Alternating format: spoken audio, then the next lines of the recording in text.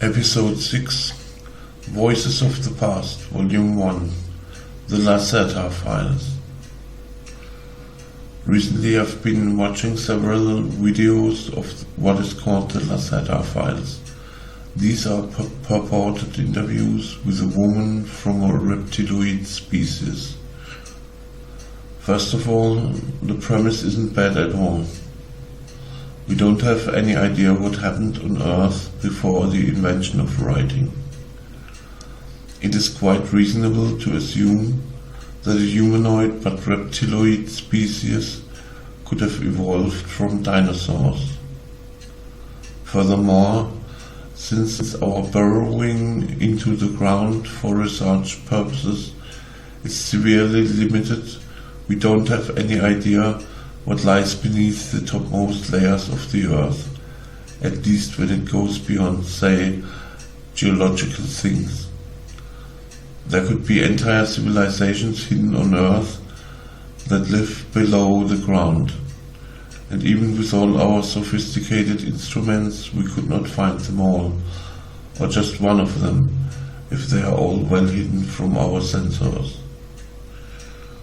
With the current climate catastrophe that is in considerable progress now and will not stop until everything scientists have prophesied has indeed happened, Earth temperatures will rise by a considerable degree.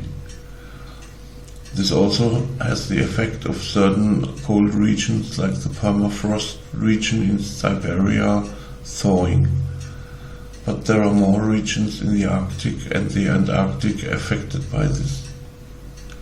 Since Lacerta claims that the main entrances to their underground civilizations are in the Arctic and the Antarctic, there could be encounters soon that could evolve into conflicts. From what Lacerta said, these civilizations would not take well being discovered by humans, and their civilizations are not a couple thousand years old like ours, they are millions of years old. Hence it should be imperative that discovery of such civilizations should be avoided at all costs. Otherwise we could be handed the end of the stick very quickly. Also it should be noted that, as Lacerta said, those civilizations regard Earth as their own property and might want to reclaim some or all of the surface. They do not wish us any harm, however, as she pointed out. If such a situation should ever occur, I suggest to ship mankind off to a different planet or into reasonably sized spaced habitats. This is all for now. Written down on May 19, 2025 and recorded on May 20. Appendix A Christmas Story, Open the Day. I wrote the following short story down on December 26, 1999. It tells the story of two reptiloid beings, one of them talking to the other. I corrected some mistakes that I made back in the day when writing it. When I heard about the Lacerta Files and that they apparently worship a blue serpent with 4 wings, I remembered the story. I don't know if it has any relation to it, but anyway, here goes. Open the day. New flicker in the white of the dark oceans of the stars. Just white silence, a moment, a light.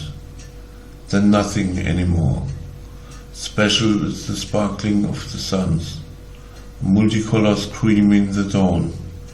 Do you remember how the blue crust bent when you tried to scratch the slough of your wound?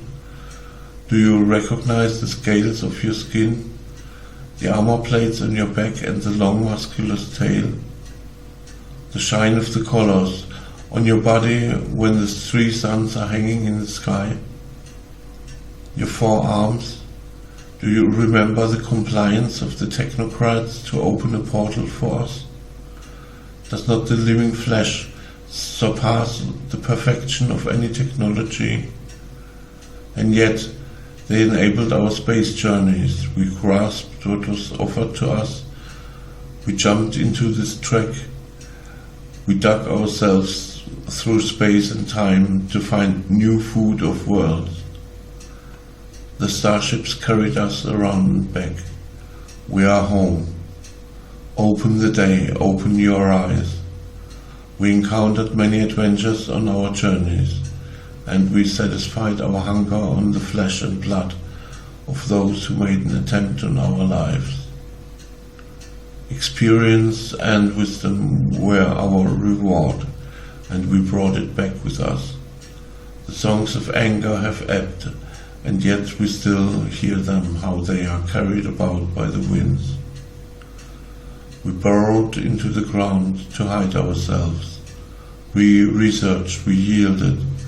We were always ready to learn and understand.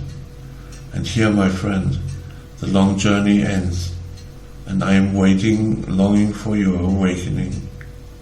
How many souls have we freed from the embracement of life, encountered the joy of kill and war?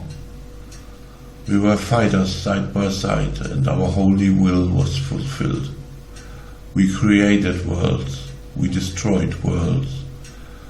We were creators on all our ways. We have savored the love of the All One, and we had let it stream into our deeds. We are a part of the whole. We are the refuge and the fulfillment and the wisdom and the beginning and the end of eternity. The might of our heroes is inexhaustible. We come wherever we are called to. We have brought peace to all of these worlds. Although voices say that peace cannot be achieved by war, our indulgent anger has only shed the blood of those who wished for their death. We are the forces of nature, like thunder and rain, sweeping, cleansing and crashing across the land. And those beings will wake up anew in a life that is worthy of them.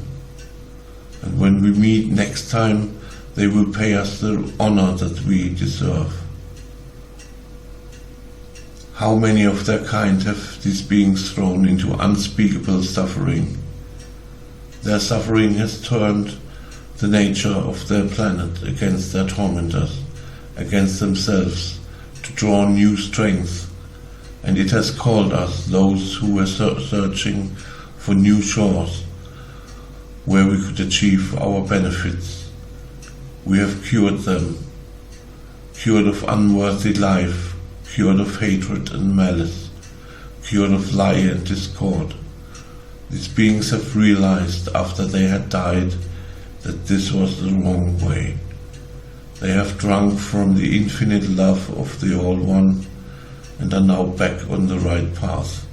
They will be grateful to us forever. The end.